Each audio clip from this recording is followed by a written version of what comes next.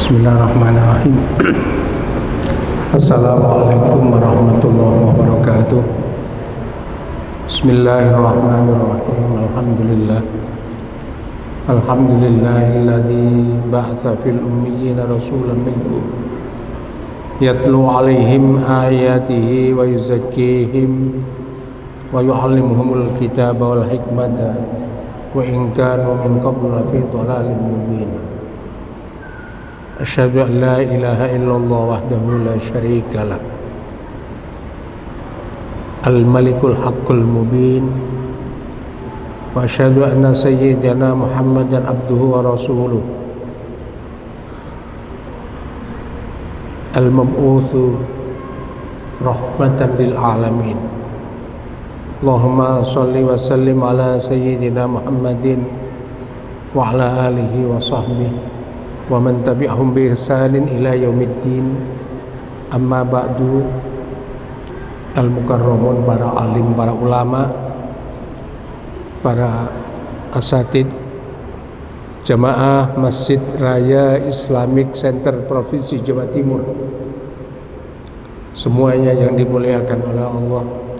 Alhamdulillah, pada malam hari ini setelah kita menunaikan sholat maghrib, kita bisa ngaji bersama, menambah ilmu, membaca bersama-sama kitab Riyadhus Shalihin.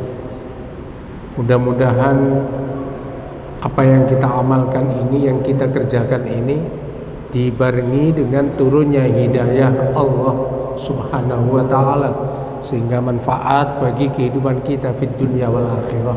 Amin Allahumma amin.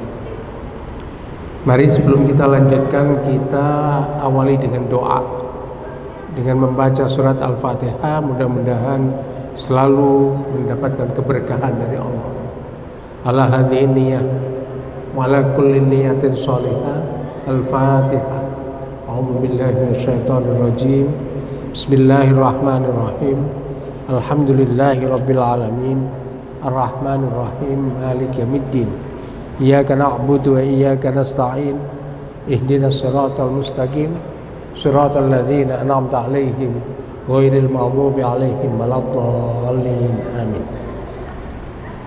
Ma'asyiral muslimin rahimakumullah. Pengajian ini terlaksana kerjasama antara Basnas Provinsi Jawa Timur dengan Masjid Raya Islamic Center Jawa Timur. Mudah-mudahan bisa istiqomah, bisa terus berkesinambungan sehingga menjadi amal ibadah kita yang istiqomah.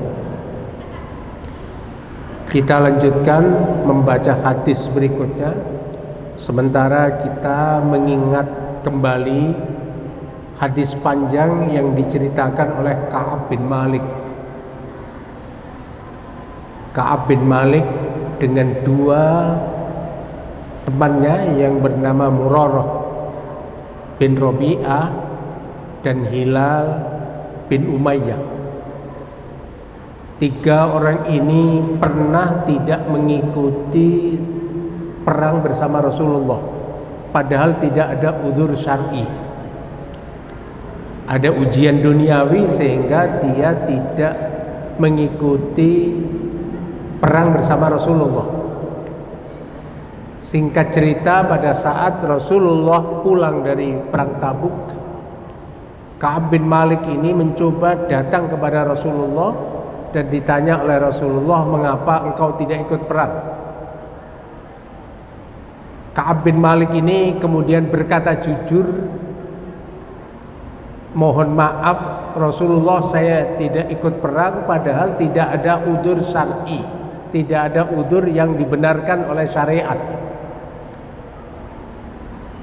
Perkataan jujur, pengakuan jujur oleh Ka'ab ini kemudian direspon oleh Nabi Muhammad SAW. Ya Ka'ab, berdirilah dan tunggulah keputusan Allah tentang taubatmu. Artinya Rasulullah kemudian tidak menegur Ka'ab bin Malik beserta dua temannya itu, Murarah dan Hilal.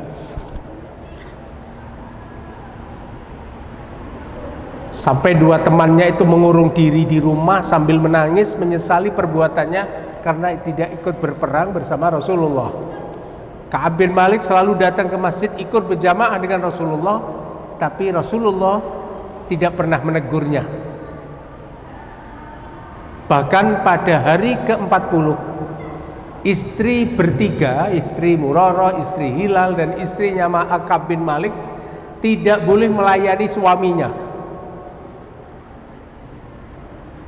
Akhirnya istrinya Ka'ab bin Malik disuruh pulang ke orang tuanya karena perintah Rasulullah tidak boleh melayani suaminya, kecuali istrinya Hilal. Mengapa? Hilal ini sudah tua sehingga keberadaan istrinya dibutuhkan oleh Hilal untuk melayani. Bahkan Ka'ab bin Malik itu pergi ke saudaranya pun untuk menyapa juga tidak dihiraukan oleh saudaranya ini. Jadi kalau Rasulullah tidak mau menegur, maka semua sahabat juga menjauhi, dan itu diterima oleh tiga laki-laki, tiga sahabat Rasulullah, Ka'ab bin Malik, Murarah dan Hilal. Sampai kemudian Ka'ab bin Malik itu sholat subuh hari ke-50, baru kemudian turun firman Allah, a'udzubillahi minasyaitonirrajim, wa 'ala salasatil ladzina khulifu hatta idza daqat 'alaihimul ardu bima rahubat wa daqat 'alaihim anfusuhum.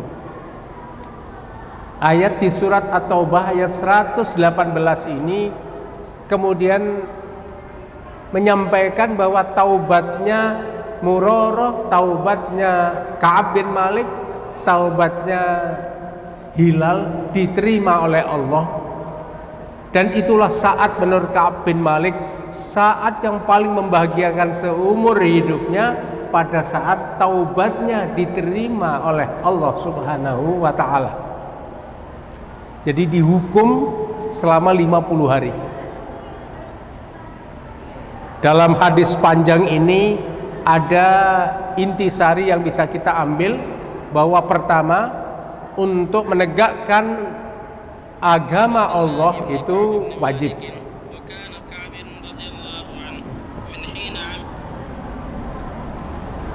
Jadi menegakkan agama Allah itu hukumnya wajib. Jadi berjihad untuk menegakkan agama Allah. Kalau sekarang jihadnya adalah jihad pendidikan, jihad kesehatan, jihad ekonomi sekarang. Yang kedua, bagaimana sikap yang benar, jujur, itu mulia di sisi Allah. Ka'ab bin Malik ini sebetulnya bisa beralasan macam-macam kepada Rasulullah, tapi dia jujur menyampaikan bahwa saya tidak ikut perang karena tidak ada udzur syar'i, tapi karena sebab lain Rasulullah yang sifatnya duniawi. Maka dengan kejujuran itu Ka'ab bin Malik dihukum. Tapi berkat kejujuran ini pun kemudian Allah menurunkan pengampunan, diterima taubatnya Ka'ab bin Malik beserta temannya tadi, dan kemudian Ka'ab bin Malik menjadi orang yang benar-benar menjadi mukmin yang sejati.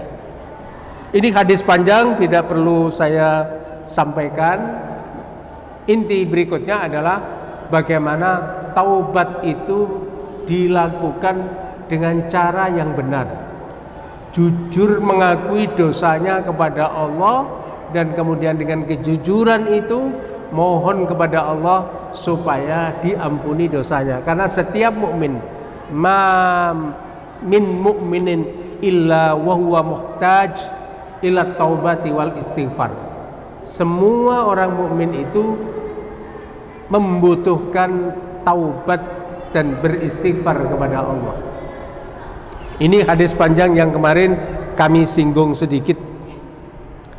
Kemudian hadis berikutnya tentang cerita seorang perempuan yang waktu itu melakukan perbuatan tidak benar sampai hamil, dan kemudian menghadap ke Rasulullah minta dihukum. Akhirnya disuruh menunggu sampai anaknya lahir, dan setelah anaknya lahir kemudian perempuan ini berzina muhsan, harus dihukum rajam, dan kemudian dihukum rajam. Setelah dihukum rajam kemudian disolati oleh Rasulullah. Umar bin Khattab protes, mengapa orang berzina kamu disolati oleh Rasulullah? Disampaikan oleh Rasulullah, orang ini sudah menyediakan dirinya untuk bertaubat kepada Allah dengan sungguh-sungguh, maka tidak ada jalan lain kecuali ini adalah orang-orang yang bersih. Nah, ini ada pelajaran juga. Ada dua hal. Kalau ada orang sudah menempuh hukuman di dunia seperti ini, berarti sudah lebur semua dosanya. Tapi kalau ada orang bermaksiat kemudian tidak dihukum di dunia dan dia melakukan istighfar, apakah itu nanti diterima oleh Allah, diampuni oleh Allah atau tidak diampuni Allah, itu adalah kehendak Allah Subhanahu wa taala. Kalau Allah menghendaki diampuni, kalau Allah tidak menghendaki ya tidak diampuni. Tetapi kita harus husnudzon kepada Allah, kita harus betul-betul yakin bahwa sifat Allah itu sifat yang maha mengampuni dosa-dosa hambanya, asalkan hambanya betul-betul bertaubat, jujur mengakui kesalahannya, dan bersungguh-sungguh tidak akan mengulangi dosa-dosa yang pernah dilakukan. Ini hadis berikutnya. Kemudian ada hadis yang agak pendek yang perlu kami sampaikan di sini. Ini an Ibni Abbas, Anas bin Malik radhiyallahu anhum, anna Rasulullah sallallahu alaihi wasallam qala. Dari Ibnu Abbas, sesungguhnya Rasulullah sallallahu alaihi wasallam bersabda, "Lau anna libni Adam wadiyan min dahabin." Lau anna lamun sak temene li ibni Adam kedua anak Adam wadiyan, iku semacam lembah min dahabin terisi penuh dengan emas, ahabba ayyakuna lahu wadiyani, ahabba iku luwih seneng sapa ibnu Adam ayyakuna ing yantono lahu kedue anak Adam wadiyani, dua lembah. Jadi kalau anak Adam itu sudah punya satu lembah penuh dengan emas, dia pasti menginginkan tidak hanya satu, pasti menginginkan punya dua. Kalau sekarang manusia itu punya kecenderungan untuk menumpuk harta. Diberi oleh Allah mobil satu tidak cukup, diberi mobil dua tambah lagi, diberi sepeda motor satu, waduh anak saya belum, perlu dua, sudah diberi dua, oh belum, istri saya belum, sehingga punya tiga dan seterusnya. Digambarkan di hadis ini, kalau anak Adam ini punya lembah, yang lembah itu penuh dengan emas satu lembah itu penuh uang, penuh emas, maka dia pasti ingin dua. Kemudian walayyamla fahu illat turab, dan manusia itu tidak akan cukup mulutnya kecuali kalau dia sudah dimasuki dengan tanah. Jadi manusia itu baru merasa cukup kalau dia sudah mati. Ini ungkapan wayamla fahu illat turab itu ungkapan bahwa dia baru merasa cukup kalau mereka sudah mati. Selama belum mati itu keinginannya terhadap duniawi semakin tinggi. Maka di surat Ali Imran itu di ayat 14 itu disebutkan, zuyyina linnasi hubbus syahawati minan nisa wal banina wal qanatiril muqantarati minad dhahabi wal fiddah wal khailil musawwamati wal an'ami wal harth, dzalika mataul hayatid dunya. Jadi di dalam ayat itu disebutkan manusia itu zuyyina linnasi hubbus syahawat, dijadikan indah dalam diri manusia itu cinta kepada sesuatu yang menyenangkan. Apa sesuatu yang menyenangkan bagi manusia itu? Minan nisa, yang pertama adalah perempuan, an-nisa. Jadi hampir tidak ada orang laki-laki yang normal tidak senang dengan wanita. Karena ini memang sudah dinas di Al-Quran bahwa mereka senang dengan wanita.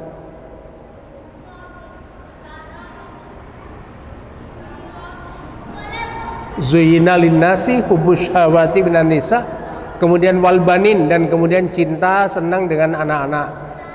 Semua orang tua yang normal pasti senang anak.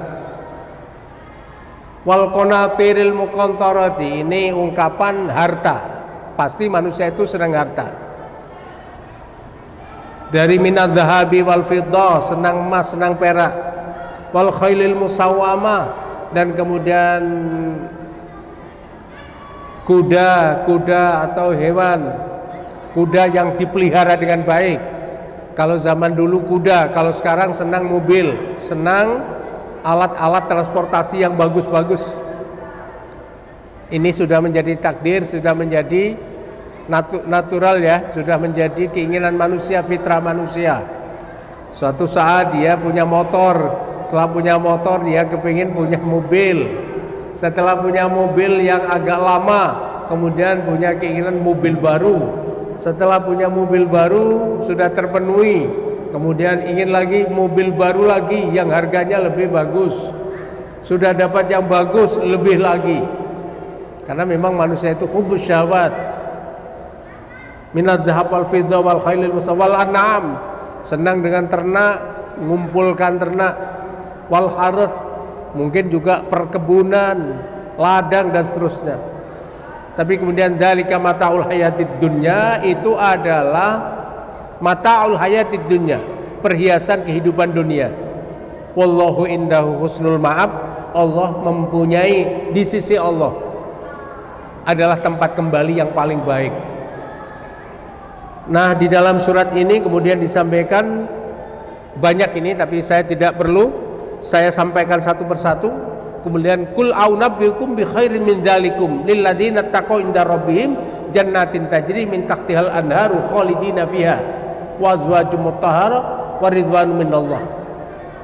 Jadi disampaikan kemudian jawaban ayat ini, kul a'unabbiukum bi khairin min dzalikum, maukah engkau aku tunjukkan, karena Allah itu sampaikan oleh Allah, maukah saya tunjukkan yang lebih baik dari semua itu, lebih baik dari harta, lebih baik dari hewan, lebih piaraan, lebih baik dari ternak dan seterusnya. Maukah saya beritahu seperti itu?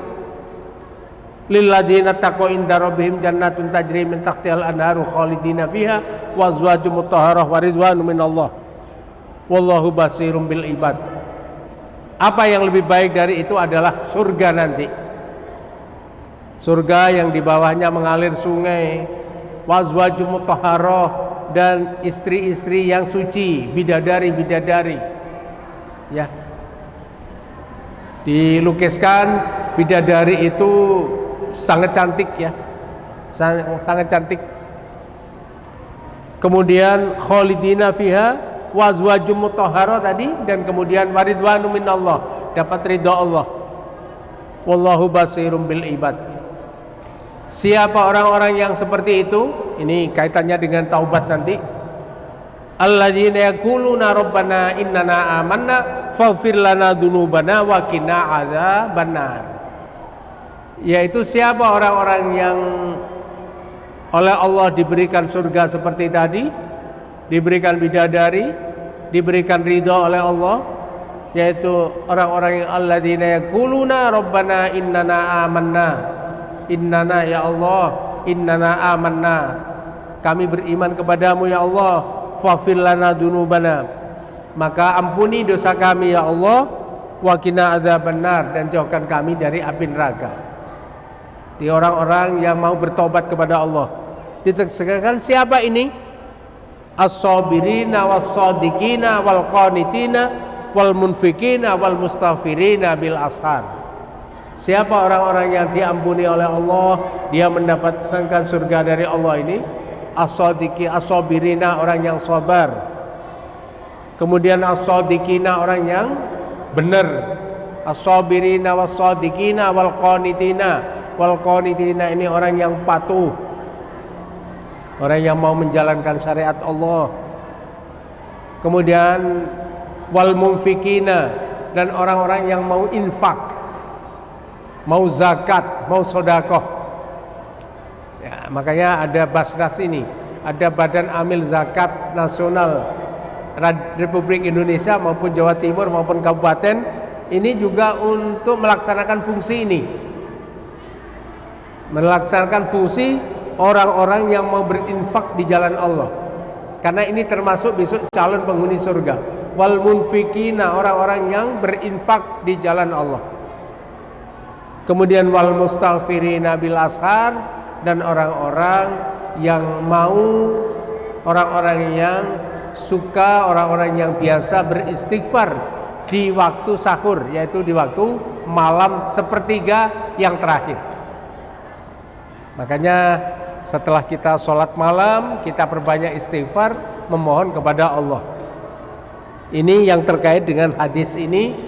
Manusia itu akan terus merasa kurang, baru merasa kenyang kalau yang dimakan itu sudah tanah. Baru selesai kalau dia sudah mati, baru selesai. Sebelum selesai, sebelum mati, keinginannya masih banyak. Mengapa itu?